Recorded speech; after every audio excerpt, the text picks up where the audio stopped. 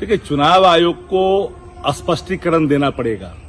बिहार के जनादेश पर डाका पड़ा है। चुनाव आयोग को यह भी बताना पड़ेगा कि आचार संहिता लग जाने के बाद खातों में पैसा कैसे गया, चाहे वो जीएसटी एडवांस का पैसा हो, चाहे वो विश्व बैंक के कर्जे का पैसा हो। क्या चुनाव आयोग इस बात की इजाजत देता है अपने नियमावली के अनुसार कि चुनाव आचार संहिता लगने के बाद भी लाभुक को पैसा दिया जाएगा वोट को प्रभावित करने के लिए? क्या इस बात का प्रमाण नहीं है कि जनादेश की डकैती हुई है?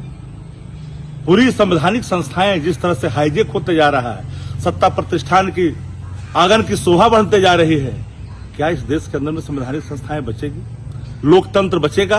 लोकतंत्र रौंदता जाएगा और लोग तमस्वीर बैठे रहेंगे? हम तो हाथ जोड़ करके, पूरे हाथ जोड़ करके आग्रह करना चाहते हैं देश को उच्चतम न्यायालय से कि लोकतंत्र की रक्षा के लिए, संवैधानिक संस्थाओं को बचाए रखने के लिए आगे आने चाहिए, संज्ञान लेना चाहिए।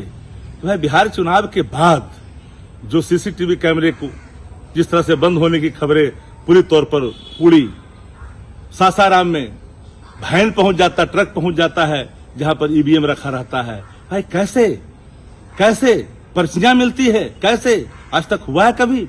नहीं। अगर इतने प्रमाण हैं तो क्या बिहार के चुनाव जो हुए हैं, उसके जो जनादेश आए हैं, क्या इस पे डाका नहीं डाले गए हैं? इसको प्रभावित नहीं किया गया है? इसको मैनिपुलेशन नहीं है? क्या ये मशीनरी मैनेजमेंट का हिस्सा नहीं है जनादेश? ये सारे सवाल हैं। इन सवालों का उत्तर देश की आवाम, बिहार की आवाम जानना चाहती है कि आखिर चुनाव आयोग की भूमिका क्या थी। चुनाव आयोग को निष्पक्ष चुनाव कराने थे, लेकिन पक्षपात चुनाव के जो परिणाम आए हैं वह भी सबके सामने है। जनता में उदासी है, जनता में चुनाव परिणाम को लेकर हर्ष का भाव नहीं है।